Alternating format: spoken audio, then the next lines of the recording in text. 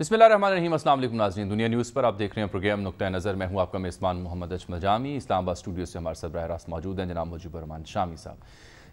آج شہباز شریف صاحب پاکستان کے 23ویں وزیر اعظم منتخب ہو چکے۔ 174 ووٹ ان کے حصے میں آئے۔ پاکستان تحریک انصاف نے اس عمل کا بائیکاٹ کیا۔ یہی نہیں بلکہ شاہ محمود قریشی صاحب ایوان سے جب مخاطب تھے تو انہوں نے اجتماعی استعفوں کا اعلان بھی کیا کہ وہ اس عمل کا، اس پارلیمان کا حصہ نہیں رہنا چاہتے۔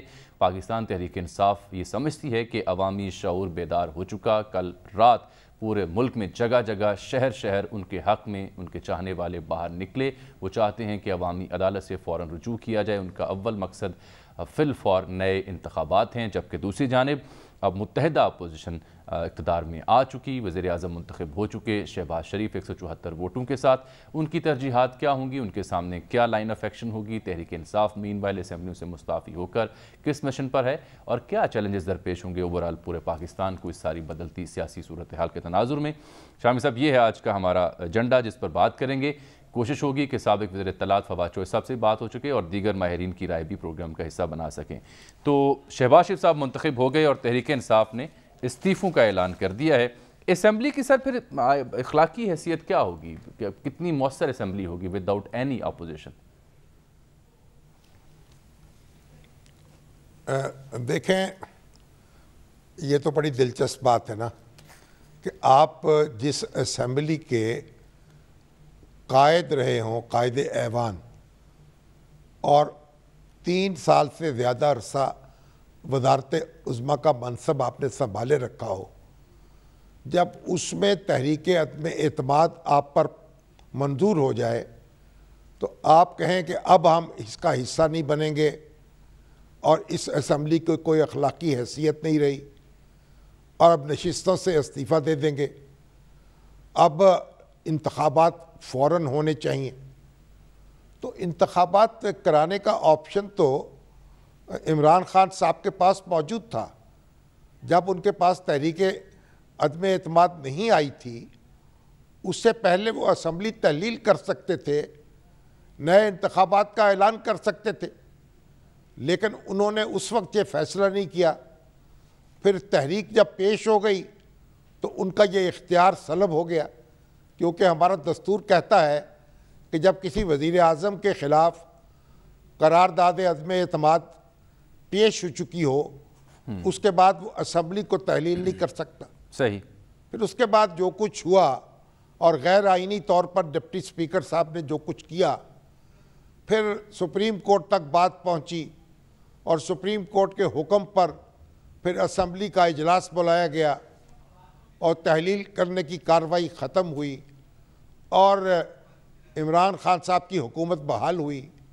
پھر قرارداد عدم اعتماد پیش ہوئی، ووٹنگ ہوئی اور ان کے خلاف یہ قرارداد منظور ہو گئی، اور آج اسی کا دوسرا مرحلہ مکمل ہوا۔ شہباز شریف صاحب وزیر اعظم منتخب ہو گئے، تو آج عمران خان صاحب نے اور ان کے رفقا نے یہ موقف اختیار کیا کہ ہم اس اسمبلی میں نہیں بیٹھنا چاہتے، یہ اخلاقی حیثیت نہیں ہے، یہ اسمبلی جعلی ہے۔ او بھائی، آپ یہ کیسے؟ جب آپ اس کے قائد تھے اس وقت اسمبلی حقیقی تھی۔ صحیح۔ جب اس میں آپ قائد حزب اختلاف بنتے تو پھر اسمبلی حقیقی نہ رہتی۔ ٹھیک۔ یہ غیر منطقی بات ہے، لیکن بہرحال عمران خان صاحب کو اپنا فیصلہ کرنے کا حق حاصل ہے۔ آج شہباز شریف صاحب نے شامی صاحب اب جب منتخب ہوئے تو بڑا اہم اعلان کیا ہے۔ ایک تو وہ یہ کہتے ہیں کہ وہ جو مبینہ سازش پر مبنی خط ہے اس کو اعلیٰ سطحی کمیٹی کے سامنے وہ رکھنے جا رہے ہیں، یعنی شہباز شریف صاحب نے تحقیقات کا اعلان کر دیا اعلیٰ سطحی کمیٹی کے ذریعے اس ایک خط کی جس کا ذکر پاکستان تحریک انصاف کرتی رہی ہے، اور کہتے ہیں کہ بیرونی سازش میں ملوث ہونا اگر ثابت ہو جائے تو 1 سیکنڈ میں وہ استعفیٰ دے کر گھر چلے جائیں گے۔ یہ بڑا اہم اعلان انہوں نے کیا جب وہ منتخب ہوئے، اس کے بعد ایوان سے مخاطب ہوتے ہوئے۔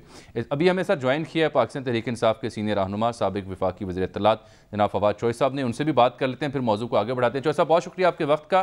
سب سے پہلے تو جو شہباز شریف صاحب نے اعلان کیا کہ مبینہ خط کے اوپر وہ اعلیٰ سطحی تحقیقات کا اعلان کر رہے ہیں، اگر ثابت ہوا تو 1 سیکنڈ میں استعفیٰ دے کر گھر چلے جائیں گے، جو کام آپ نے کرنا تھا وہ کر رہے ہیں کہ ہم تحقیقات کرواتے ہیں. کیسا لگا؟ آپ سپورٹ کریں گے اس بیان کی؟ اچھا دیکھیں، پہلی تو میں شروع کرنا چاہتا ہوں جو مجیب الرحمان صاحب نے کہا کہ غیر منطقی فیصلہ ہے.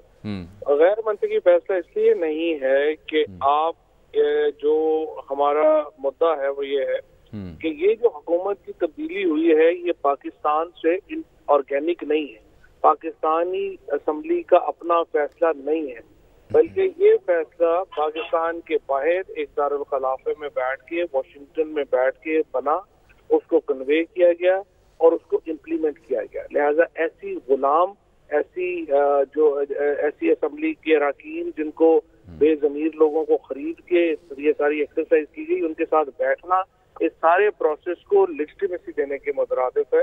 لہٰذا یہ فیصلہ بڑا سوچا سمجھا اور بڑا غور کرنے کے بعد ہم اس نتیجے پہ پہنچے ہیں کہ ہمیں اس اسمبلی کا حصہ نہیں بننا. نمبر 2، اب یہ جو کہہ رہے ہیں شہباز شریف صاحب تو بنے ہیں اہل ہوس، خود ہی مدعی خود ہی منصف.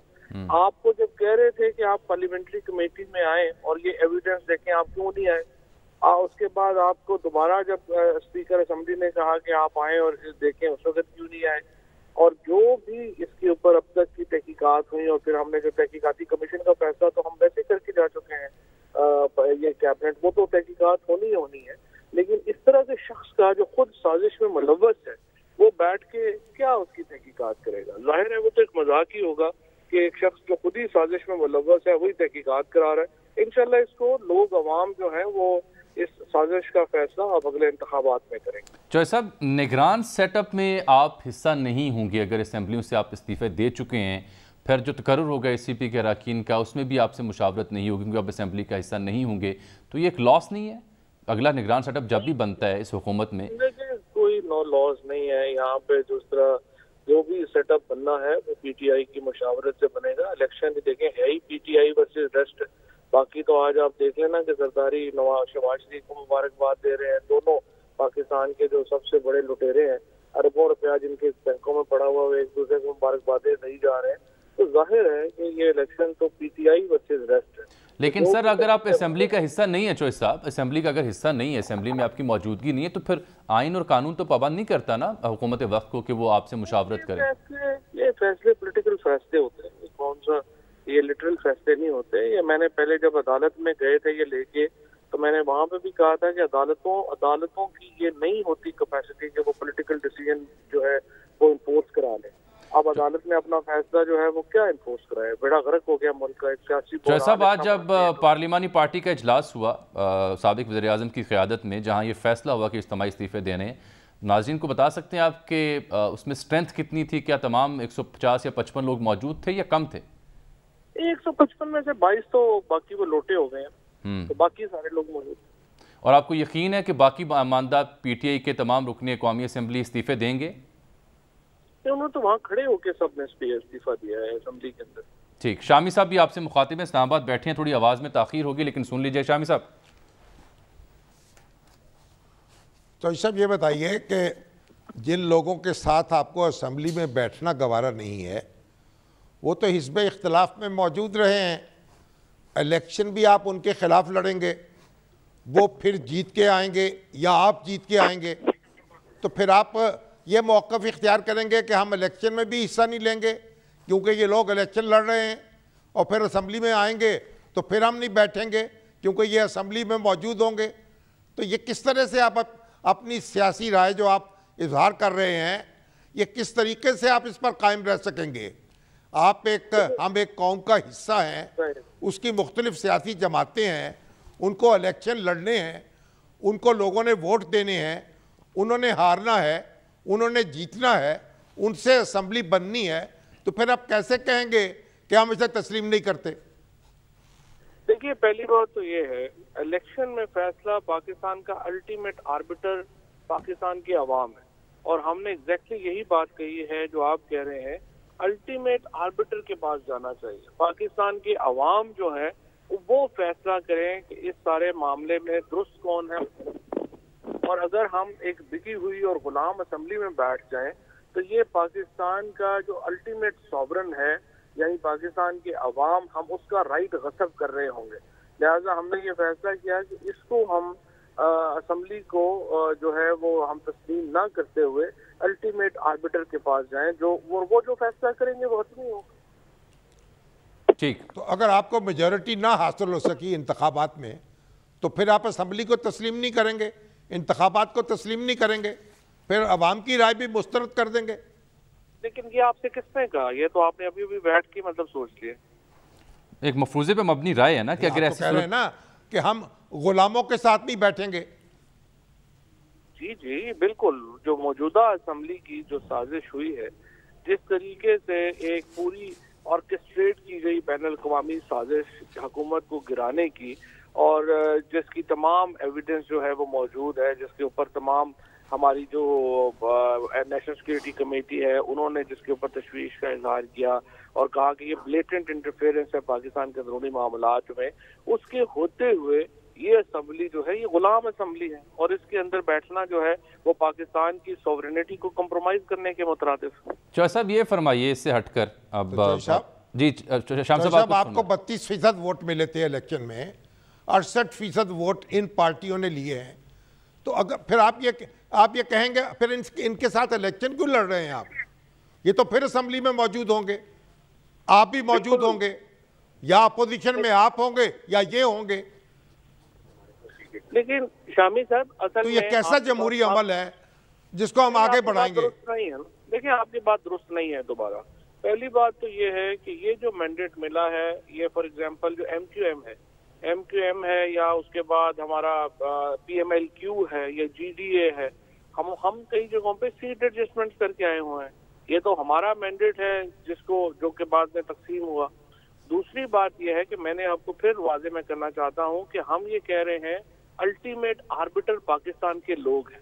اگر ساری صورتحال کو سامنے رکھتے ہوئے پاکستان کے لوگ جو ہیں وہ ان پارٹی کسی کو ووٹ دیں گے کہ دیں گے نہیں، رات کو آپ نے دیکھ ہی لیا، اگر چاہے دنیا میں اور باقی ٹیویوں میں اتنی ہمت نہیں ہوئی انفارچونیٹلی اس کو پورا دکھانے کی، لیکن جس طریقے سے پاکستان کے لوگ باہر نکلے اور جس طریقے سے انہوں نے ایک پورا اپنے غصے کا اظہار کیا، وہ تو اب سب کو سامنے۔ چوہے صاحب ٹھہریے، ایک تو بات یہ ہے کہ دنیا ٹی وی پر یا دنیا اخبار پر ان تمام مظاہروں کی کوریج موجود ہے، ہر ہیڈ لائن میں، ہر بلٹن میں اس کا ذکر، اس کی کوریج کے ثبوت موجود ہیں۔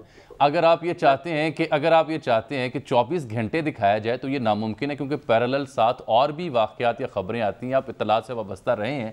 ایسا نہیں ہو سکتا کہ جو آپ کی خواہش ہے، کسی جماعت کی خواہش ہے، کوئی چینل بالکل ویسے ہی کرے۔ یہ میں آن لائٹر نوٹ کہہ رہا ہوں، لیکن چونکہ آپ نے یہ موضوع چھیڑ دیا، اس پر دو بڑے اہم سوال ہیں آپ سے، میں امید کرتا ہوں کہ آپ جواب دیں گے۔ ایک تو یہ کہ ان جو شہر گلی گلی جو مظاہرے ہوئے پاکستان تحریک انصاف کے حق میں، عمران خان صاحب کے حق میں، ان مظاہروں کے بیچ ان گنت ایسے نعرے ہیں جن کے ثبوت بھی موجود ہیں جو کہ انتہائی نامناسب ہیں، جو میں آن ایئر نشر نہیں کر سکتا قومی سلامتی سے جڑے اداروں کے حوالے سے، شخصیات کے حوالے سے۔ آپ کی قیادت کے ہاں سے واضح طور پر ان کی مذمت کیوں نہیں آئی ابھی تک؟ ہم نے تو ابھی آپ سے کچھ دیر پہلے بھی میں نے مذمت کی ہے، اور کل وزیر اعظم عمران خان نے کور کمیٹی کی میٹنگ میں یہ بات کہی ہے کہ کسی بھی طور کے اوپر کسی ادارے کے خلاف جو ہے یہ نعرے نہیں لگنے چاہیے، بات نہیں ہونی چاہیے، کیونکہ اداروں کے بغیر تو ملک نہیں چلتے۔ ہم نے یہ وتیرہ نون لیگ کا رہا ہے کہ وہ اداروں کو، ان کے سربراہان کو کرٹیسائز کرتے ہیں۔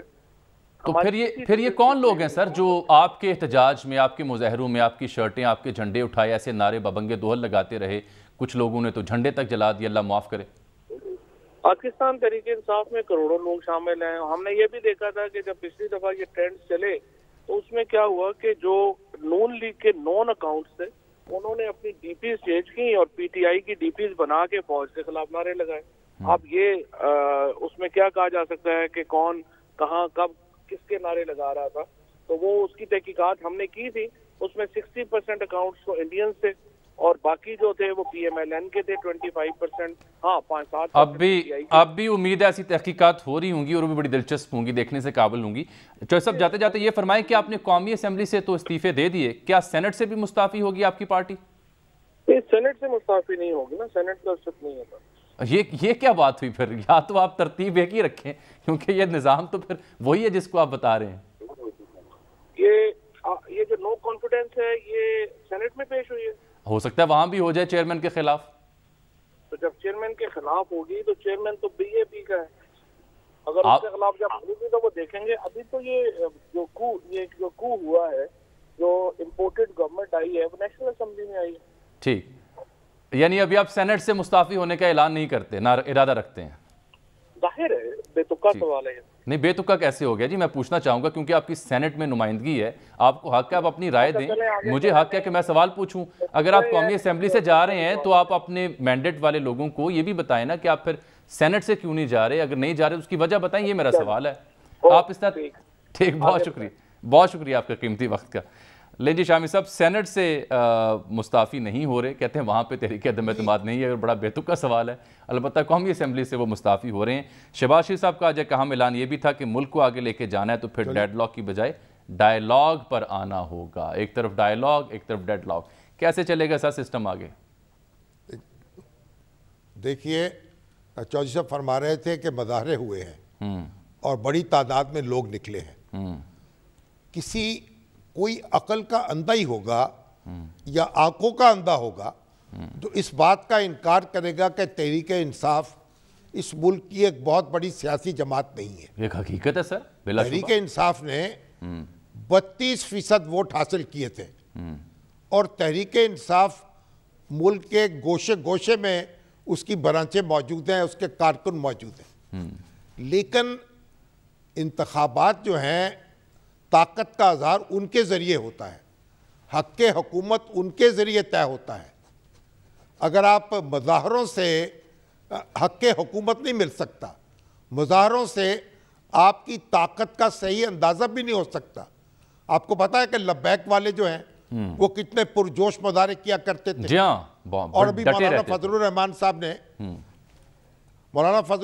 صاحب نے ایک اپیل کی تھی ایک دن رات کو, جب وہ پارلیمنٹ کی جو لاجز ہیں اس کے اندر پولیس آئی تھی, تو ان کے کارکن جو تھے انہوں نے پورے ملک میں کیا کیا تھا. تو بات یہ ہے کہ آپ یہ پاکستان کا دستور کہتا ہے جس کی قومی اسمبلی میں اکثریت ہوگی اس کو حکومت کرنے کا حق حاصل ہوگا. جب عمران خان صاحب نے اور ان کے اتحادیوں نے ان کو سنگل لارجسٹ پارٹی ہونے کی حیثیت تو حاصل تھی, وہ سنگل میجورٹی پارٹی نہیں تھے.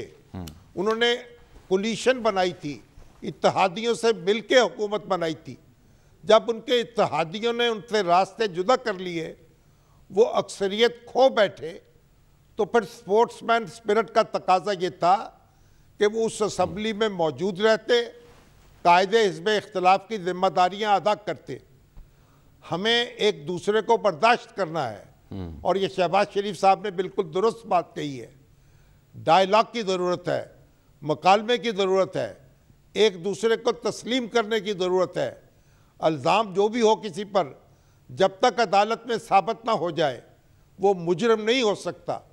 اور ہمارا اپنا ایک نظام ہے, ہماری سپریم کورٹ ہے, ہماری ہائی کورٹس ہیں, ہماری عدالتیں ہیں, ہماری ایک سٹرکچرڈ سوسائٹی ہے, ہمارے ادارے ہیں, اور یہی پاکستان کی انفرادیت ہے اور یہی پاکستان کا امتیاز ہے.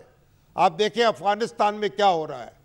جن ملکوں میں ادارے قائم نہیں ہوتے, جن ملکوں میں دستور نہیں ہوتے, جن ملکوں میں سوسائٹی سٹرکچر نہیں ہوتی, وہاں لوگ ایک دوسرے کے خلاف سفارہ ہوتے ہیں, لڑتے ہیں, ایک دوسرے کو مارتے ہیں, خون بہاتے ہیں, جینا دوبر کر دیتے ہیں.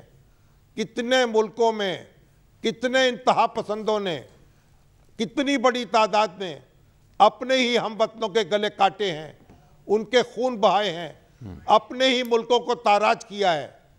پاکستان اللہ کے فضل و کرم سے ایک کانسٹیٹیوشنل ملک ہے.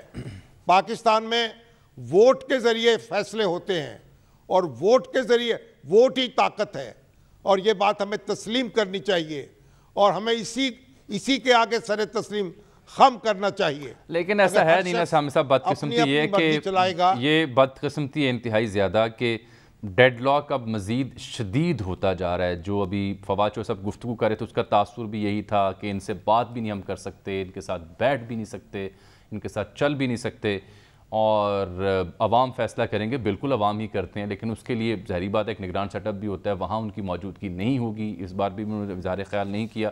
لیکن یہ جو ڈیڈ لاک کی کیفیت ہے یہ مزید سنجیدہ ہوتی جا رہی ہے۔ ایک جانب نئی گورنمنٹ کہہ رہی ہے کہ ہم نے ڈائیلاگ پر آنا ہے ڈیڈ لاک کو توڑنے کے لیے، دوسری جانب پی ٹی آئی کہہ رہی ہے کہ وہ ڈیڈ لاک کو ہی آگے بڑھائیں گے۔ یہاں پروگرام میں ناظرین ایک چھوٹی سی بریک آیا چاہتی ہے، اس بریک کے بعد واپس آتے ہیں تو پھر شامی صاحب کی مزید بات بھی سنتے ہیں اور دیگر موضوعات پر بات کریں گے۔ ویلکم بیک ناظرین۔ تو شہباز شریف صاحب تو اپنی ترجیحات بتا رہے ہیں کہ ڈیڈ لاک نہیں بلکہ ڈائیلاگ، اور جو مبینہ سازش پر مبنی خط ہے اس کے اوپر اعلیٰ سطحی تحقیقات اور کمیٹی اور سب کو مل کر آگے لے کر جانا ہے۔ الیکشن کمیشن نے بھی آج حلقہ بندیوں کے حوالے سے بتایا ہے کہ یہ اگست کے پہلے ہفتے میں مکمل ہوگا کام۔ دوسری جانب تحریک انصاف بدستور یہ چاہتی ہے کہ فوراً سے پہلے عام انتخابات ہوں، اور اب وہ اجتماع، احتجاج، مظاہرے اور دھرنے اس سیاست کی جانب واپس جاتی ہوئی دکھائی دیتی ہے، کیونکہ انہوں نے اجتماعی طور پر استعفے بھی دے رکھے ہیں اور کسی بھی ایسے پروسیس کا حصہ وہ بننے کو تیار نہیں۔ شامی صاحب، وہ سوال جو میں نے چوائس صاحب سے کیا تھا، نگران سیٹ اپ میں جب پاکستان تحریک انصاف اسمبلی میں نہیں ہوگی تو ان سے مشاورت تو نہیں ہو سکتی، وہ اس سیٹ اپ میں ان کی اپنی سے یا اپنی اوپینین تو ختم ہو جائے گی اور نہ ہی کسی تقرر کا وہ حصہ ہو سکتے ہیں۔ تو اس سے تو بہت نقصان نہیں ہوگا پارٹی کو؟ پھر اس عمل کو جو ان کے بغیر طے ہوگا اس پر کیا تحریک انصاف سوال نہیں پھر اٹھائے گی بعد میں کہ ہمیں تو یہ منظوری نہیں، انہوں نے اپنی من مرضی کی ہے؟ تحریک انصاف اس طرح کے سوال اٹھاتی رہے گی، لیکن اس نے اپنا جو راستہ کھوٹا کیا ہے، جو اس کے اپنے اختیارات تھے اس سے دستبرداری اختیار کر لی ہے۔ جو اس کی سے ہونی چاہیے تھی الیکشن کمیشن کی تقرری میں، نگران حکومت کی تقرری میں، وہ اس سے دستبردار ہو گئی ہے۔ تب اس کے نتائج جو بھی ہوں گے بہرحال اس کو دیکھیں گے۔ جامی صاحب ایک دیکھیے، آج شاہ محمود قریشی صاحب جو تقریر کر رہے تھے ہاؤس میں، اس میں یہ جو پارٹیاں ہیں متحدہ اپوزیشن کی، ان کو وہ شرم دلا رہے تھے، تاریخ بتا رہے تھے کہ یہ کس طرح ایک دوسرے کے خلاف رہی ہیں، اور آپ دیکھیے کس طریقے سے ان جماعتوں نے ایک دوسرے کے خلاف کاروائیاں کی ہیں ماضی میں یا الزامات لگائے ہیں۔ اے این پی جو ہے اس پر پابندی لگائی ذوالفقار علی بھٹو صاحب نے، اور پھر ان کے جو لیڈر تھے ان کو گرفتار کیا، ان پر مقدمے قائم کیے، حیدرآباد ٹریبونل بنایا۔ اس کے بعد اختر مینگل صاحب جو ہے ان کے والد کی حکومت ختم کی، عطا اللہ مینگل مرحوم کی۔ اور اس کے بعد آپ دیکھیے کہ جو پی این اے میں شامل رہی پارٹیاں، جن میں جے یو آئی بھی شامل ہے، مسلم لیگ بھی شامل ہے، تو یہ آپ بتائیں یہ لوگ جو تھے انہوں نے بھٹو صاحب کے خلاف تحریک چلائی تھی، ان کی حکومت جو تھی ان کا تختہ الٹا گیا تھا۔ یہ ساری باتیں درست ہیں، لیکن ان سب نے یہ تجربہ جو کیا ہے، اپنے تجربوں سے سبق سیکھا ہے۔ انہوں نے یہ عہد کیا ہے کہ ہم نے جو غلطیاں کی ہیں ہم ان کو نہیں دہرائیں گے، ایک دوسرے کو برداشت کریں گے، ایک دوسرے کے ساتھ بیٹھیں گے، ایک دوسرے کے ساتھ مل کے چلیں گے۔ تو اگر یہ اس عہد پہ قائم رہتے ہیں تو یہ جو حکومت ہے، ساری کمزوریوں کے باوجود، ساری مشکلات کے باوجود، یہ پاکستان کی سب سے بڑی وسیع البنیاد حکومت ہوگی، جس میں بلوچستان کی اور کے پی کے کی اور سندھ کی بھرپور نمائندگی ہوگی۔ تو آپ مجھے بتائیں، اگر یہ ساری جماعتیں جن کا شاہ محمود قریشی صاحب بھی حصہ رہے ہیں، ان کے رفقا بھی ان میں شامل رہے ہیں، فواد چودھری صاحب بھی ان جماعتوں میں رہ چکے ہیں، تو بھائی صاحب جب یہ اس نتیجے پر پہنچی ہیں تو آپ جو تجربہ کرنے جا رہے ہیں آپ بھی بالآخر اس نتیجے پہ پہنچیں گے کہ آپ کو برداشت کرنا چاہیے، جینا چاہیے، جینے کا حق دینا چاہیے، اور اہل سیاست کے ساتھ بنا کے رکھنی چاہیے۔ یہ سبق ہے ہماری تاریخ کا، اور اس سبق کو ہمیں یاد رکھنا ہوگا، اور جتنا ہم ایک دوسرے کے درپے ہوں گے، ایک دوسرے کے ضد کریں گے، سسٹم کو کمزور کریں گے، ہم اپنے مستقبل کا کھوٹا کر رہے ہوں گے، اپنے ہاتھ جلا رہے ہوں گے، اپنے آپ کو نقصان پہنچا رہے ہوں گے۔ لیکن تو یہ بات جو ہے ہماری تاریخ ہمیں دیتی ہے۔ تاریخ کے جو سر آپ حوالے دے رہے ہیں، آپ نے اس تاریخ کو دیکھا ہے، آپ اس میں رہے ہیں، آپ نے آنکھوں سے دیکھا، اپنے اوپر بیتتے ہوئے وہ حالات و واقعات دیکھے. لیکن بدقسمتی کی بات یہ ہے کہ یہاں تو بددستور ہٹ درمی ہے, ایک ضد کی سی کیفیت معلوم ہوتی ہے جس میں تقسیم در تقسیم ہمیں دکھائی دے رہی ہے. معاشرے میں غداری کے سرٹیفکیٹ بانٹے جا رہے ہیں, حلال حرام کے دعوے کیے جاتے ہیں. ابھی چوہے صاحب سے جو میں نے بات بھی کی کہ اب بہت اچھے آپ کے مظاہرے ہوئے, لیکن وہاں پر جو نعرے بازی کی گئی وہ ناقابل بیان ہے, ناقابل برداشت ہے پاکستانی شہری ہونے کے ناطے. لیکن اس میں آپ دیکھیں, اب شہباز شریف صاحب آج کہہ رہے تھے کہ غداری کے سرٹیفکیٹ ہمیں نہیں تقسیم کرنے چاہیے, پاکستان میں کوئی غدار نہیں ہے. یہی باتیں حکومت وقت کرے تو بھلی لگتی ہے, اسی سے تقسیم کا عمل ختم ہوتا ہے. اب میں اتنی لمبی گفتگو اس لیے کر رہا ہوں سر کہ مجھے یہ تشویش ہے ذاتی طور پر کہ لگتا یوں ہے کہ جیسے قوم تقسیم در تقسیم مزید ہوگی اس سیاسی بیانیے کی لڑائی میں جو سیاسی جماعتوں نے شروع کر رکھی ہے. دیکھیے, اگر کسی غیر ذمہ دار عنصر نے یا جذباتی نوجوان نے کوئی نعرہ لگا دیا ہے تو ہمیں یہ نہیں سمجھنا چاہیے کہ اس کو پی ٹی آئی کی سپورٹ حاصل ہے یا وزیر اعظم عمران خان نے اس کی ذمہ داری قبول کی ہے یا اس پہ اس کی ہدایت دی ہے. صحیح کہہ رہے ہیں. تو یہ جو سرفرے نوجوان ہوتے ہیں ان کی باتوں کو بعض اوقات نظر انداز کر دینا چاہیے. میرا خیال وہ خود بھی ہوش کے ناخن لیں گے اور ان باتوں کو نہیں دہرائیں گے. ایک بات. دوسری بات یہ میں بتاؤں آپ کو, دیکھیں ہماری جو سوسائٹی ہے تمام تر ناکامیوں اور خامیوں کے باوجود ہماری ایک دستوری مملکت ہے, ہمارے ادارے موجود ہیں, ہماری عدالتیں ہیں, ہمارے دفاعی ادارے ہیں, ہمارے لوگ جو ہیں ووٹ کی طاقت پہ یقین رکھتے ہیں, ووٹ کی عزت کرتے ہیں, ووٹ ان کی سب سے بڑی متاع ہے. اس لیے ہمیں یہ یقین ہے کہ یہ جو کچھ بھی آپ کو آندھی نظر آ رہی ہے, جو بھی گرد اڑ رہا ہے, بالآخر یہ بیٹھ جائے گا اور لوگ جب فیصلہ کریں گے تو سوچ سمجھ کے فیصلہ کریں گے. انتخابات کو زیادہ دیر تک التوا میں نہیں رکھا جا سکتا, یہ لوگوں کو فیصلہ کرنا ہوگا. اور یہ تو اگر ہماری جماعتیں, اگر پی ٹی آئی لوگوں کو مشتعل کرے گی, لوگوں کو حالات خراب کرنے پہ مجبور کرے گی, اگر لا اینڈ آرڈر کے مسائل پیدا ہوں گے تو اس کا اپنا نقصان ہوگا. اب تو ہمیں قانون اور آئین کے دائرے میں رہتے ہوئے سٹرگل کرنی ہے, اور پی ٹی آئی کو بھی ہر حق حاصل ہے اپنی بات کہنے کا, اور دوسروں کو بھی ہر حق حاصل ہے اپنی بات کہنے کا. میں نے یہ جو خبریں آج دیکھی ہیں کہ پکڑ لو, جانے نہ دو, ای سی ایل پہ ڈال دو, ایک لسٹ جو ہے اس میں ایئرپورٹوں پہ پابندی لگا دو, شہباز گل کو نہ جانے دو, فلاں کو نہ جانے دو, یہ باتیں نہیں ہونی چاہیے. بالکل یہ جمہوریت نہیں ہے. یہاں کوئی انقلاب برپا نہیں ہو گیا, یہاں کوئی آمرانہ حکومت قائم نہیں ہو گئی. یہ سارے لوگ جو کل جو بھی کرتے رہے, غلط کرتے رہے, غلطیوں کو دہرانا نہیں چاہیے. غلطیاں جو ہیں ان کو آئیڈیلائز نہیں کرنا چاہیے. آج جو حکومت قائم ہوئی ہے اس کو اپنے ایجنڈے پر, اپنے طریقے پر, اپنے انداز میں آگے بڑھنا چاہیے. کوئی جبر نہیں ہونا چاہیے, کوئی انتقامی کارروائی نہیں ہونی چاہیے, کوئی کسی کی بے حرمتی نہیں ہونی چاہیے, کوئی کسی کی بے توقیری نہیں ہونی چاہیے. قانون اپنا راستہ بنائے, سیاست کو قانون بنانا نہیں جانا چاہیے. سیاست جو ہے اس کو انتقام لینے کا حق نہیں دینا چاہیے. یہ کل بھی غلط تھا اور آج بھی غلط ہوگا اور کل بھی آنے والے شامی صاحب کل بھی اگر ایسا ہوگا تو غلط ہوگا. ٹھیک کہہ رہے ہیں آپ نے. ایک نقطہ بڑا اہم رہ گیا بیچ میں, یہ اسمبلی جس میں پی ٹی آئی جو سب سے بڑی جماعت ہے وہ اگر نہیں ہوتی تو پھر بائی الیکشنز پہ جائے گی یہ اسمبلی یا پھر ارلی الیکشن کے لیے پلاننگ کرے گی؟ آپ کی دانش کیا کہتی ہے, کیا کرنا چاہیے؟ دیکھیے, اب یہ تو فیصلہ کریں گے حالات دیکھ کر. ہم تو فیصلے نہیں کر سکتے کتنے لوگ مستعفی ہوتے ہیں. ابھی تو دیکھیں نا, یہ اسمبلیوں میں, صوبائی اسمبلیوں میں تو یہ موجود ہیں اور انہوں نے صوبائی اسمبلیوں تو استعفیٰ نہیں دیا.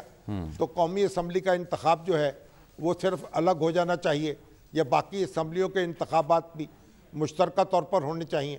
میرا خیال پارٹیوں, انہوں نے استعفے تو دیے ہیں لیکن میرا خیال ہے کہ جو مشاورت کا عمل ہوگا اس میں یہ شریک ہوں گے اور حکومت کا امتحان ہوگا کہ ان کو مشاورت میں شریک کرے. جو اپوزیشن کی سب سے بڑی جماعت ہے اس سے مشاورت کا عمل جاری رکھنا چاہیے, جاری کرنا چاہیے, اس پہ زور دینا چاہیے تاکہ مل جل کر آگے بڑھ سکیں. اور ہم جو گنجلک معاملات ہیں ان کو کھولیں، گرہوں کو کھولیں، نئی گرہیں نہ ڈالیں. یہ بڑی ضروری بات ہے. بالکل ٹھیک. اور آپ نے صوبائی اسمبلیوں کا ذکر کیا تو وہاں سے بھی اہم خبر یہ ہے کہ آج لاہور ہائی کورٹ میں تو چلے گئی تھی تمام متاثرہ جماعتیں.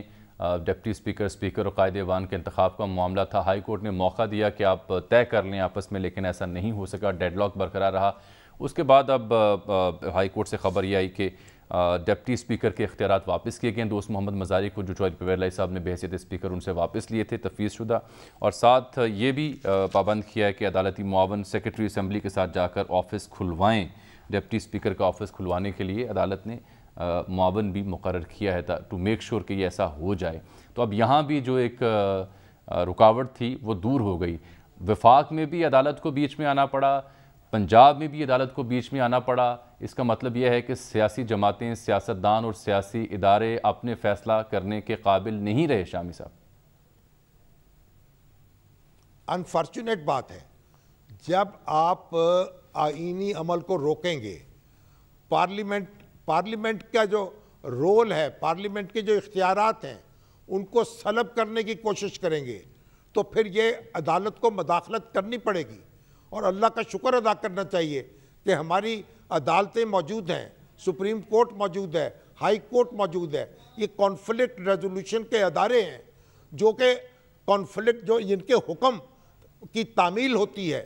تو جب آپ اپنے معاملات طے نہیں کریں گے، پروسیس کو روکیں گے، تو پھر عدلیہ کا حکم آئے گا اور آپ کو رکاوٹیں دور کرنا پڑیں گی. آپ کی مرضی نہیں چل سکتی. ایک فرد واحد ہو، 2 ہوں، 3 ہوں، 4 ہوں، مل بھی جائیں تو آئین کا مذاق نہیں بنا سکتے. یہ کاش یہ ہم سب سمجھ لیں. یہ کوئی دھنگا مشتی کا معاملہ نہیں ہے. آئین کے تقاضے پورے ہونے چاہیے. حکومت کا کیا ہے، آج ایک کی ہوگی، کل دوسرے کی ہوگی. حکومت تو آنی جانی ہے، اقتدار تو آنا جانا ہے.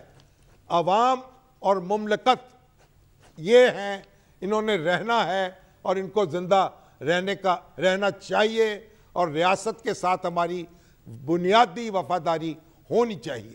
ٹھیک. شامی صاحب، اگر نو منتخب وزیر اعظم شہباز شریف صاحب جو کہ ڈپٹی اسپیکر تھے، اسپیکر کے طور پر قاسم سوری، انہوں نے بھی احتجاجاً کہا کہ وہ اپنی روایت کو نبھائیں گے اور یہ عمل پورا نہیں کر سکتے اور لیٹر بھیجیں گے وہ چیف جسٹس کو اور دیگر متعلقہ حکام کو سر بمہر. اس کے بعد پینل آف چیئر پہ ایاز صادق صاحب آئے، ان کی وجہ سے پھر معاملہ آگے بڑھا. تو اب جب نو منتخب وزیر اعظم، انہوں نے حلف بھی تو اٹھانا ہے، اور وہ ظاہری بات ہے صدر مملکت کے ہاں جا کے اٹھائیں گے، ان سے حلف لیں گے. تو اگر صدر مملکت بھی حلف نہیں لیتے، وہ بھی پاکستان تحریک انصاف سے ان کا تعلق رہا ہے، تو پھر کیا صورت ہوگی؟ دیکھیں، صدر مملکت کی آئینی ذمہ داری ہے کہ وہ اپنے جو اسمبلی کا فیصلہ ہے اس کے مطابق وہ حلف لیں گے. اور بعض لوگ، میں دیکھ رہا تھا ہمارے دوست صدر مملکت پہ تنقید کر رہے تھے. صدر مملکت جو ہیں وہ تنقید سے بالاتر ہونے چاہیے. صدر مملکت کو وزیر اعظم کی ایڈوائس پہ عمل کرنا ہوتا ہے، اور صدر مملکت کی اپنی ذاتی رائے بہت سے احکامات میں شامل نہیں ہوتی. تو صدر مملکت کا جو وقار ہے، جو ان کا احترام ہے، وہ ہمیں ملحوظ رکھنا چاہیے، اور ہمیں امید ہے کہ وہ اپنی آئینی ذمہ داریاں نبھائیں گے. اور اگر کوئی ایسی صورت پیدا ہوتی ہے، میرا تو خیال نہیں ہے ایسی صورت پیدا ہوگی، انشاءاللہ وہ ایک پڑھے لکھے شخص ہیں، اب بخوبی واقف ہیں اپنے منصب کے تقاضوں سے، اسے پورا کریں گے. وگرنہ پاکستان کا آئین جو ہے، جو بھی راستہ دکھائے گا اس پر عمل کرنا ہوگا. شامی صاحب، اب آ جاتے ہیں کہ نو منتخب وزیر اعظم شہباز شریف صاحب، ان کے اہداف کیا ہوں گے، ترجیحات کیا ہوں گی، بڑے چیلنجز ان کے سامنے کیا ہوں گے، اور کتنا وقت ان کے سامنے ہوگا؟ دیکھیے، ان کے پاس کوئی وقت تو زیادہ نہیں ہے، لیکن ان کی کمزوری بھی اور ان کی طاقت بھی یہ ہے کہ پاکستان کی بہت سیاسی جماعتیں، تقریباً تمام سیاسی جماعتیں ان کے ساتھ کھڑی ہیں، ان کی پشت پر ہیں. اور اگر وہ اپنے تجربوں سے سیکھیں، اکاموڈیٹ کریں ایک دوسرے کو، تو وہ بہتر طور پر اپنی کارروائی آگے چلا سکتے ہیں. لیکن ان کا اس وقت سب سے بڑا چیلنج معیشت ہے، اور دوسرا بڑا چیلنج آنے والے انتخابات ہوں گے اور ان کے لیے انتظامات ہوں گے. تو ہماری دعا ہے کہ ہماری معیشت جو ہے وہ اس کو بھی संभाला मिले, वो बेहतरी की तरफ जाए, हमारा सियासी इस्तेहकाम कायम हो और हम एक आगे बढ़ सकें। क्योंकि देखिए, क्योंकि सिस्टम के अंदर तब्दीली हुई है, इसलिए आप देखिए स्टॉक एक्सचेंज जो है उसने बेहतर तरीके से रिएक्ट किया है। इसी तरह डॉलर जो है उसकी कीमत कम हुई है। तो आप इससे अंदाज़ा लगा लें, अगर आप सिस्टम जो है वो ताकतवर रहे और उसके अंदर फैसले हों तो उससे रियासत मजबूत भी होती है और हम आगे बढ़ने में मदद भी मिलती है। ठीक, शामी साहब, इसके साथ ही आज के प्रोग्राम का वक्त यहाँ ख़त्म हो रहा है, लेकिन उससे पहले यहाँ एक ब्रेक आया चाहती है। नाज़रीन, मिलते हैं आपसे इस ब्रेक के बाद।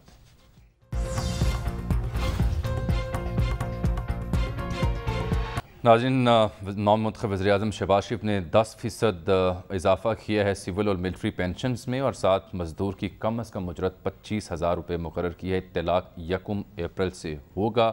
ये उनके आज अहम ऐलानात में से एक ऐलान है। देखते हैं कि आगे वो कैसे निज़ाम हुकूमत को चलाते हैं और PTA उन्हें कितना टफ टाइम देती है। इसके साथ ही आज के प्रोग्राम का वक्त यहाँ ख़त्म हुआ चाहता है। मुलाकात होगी कल, तब तक के लिए अल्लाह हाफ़िज़।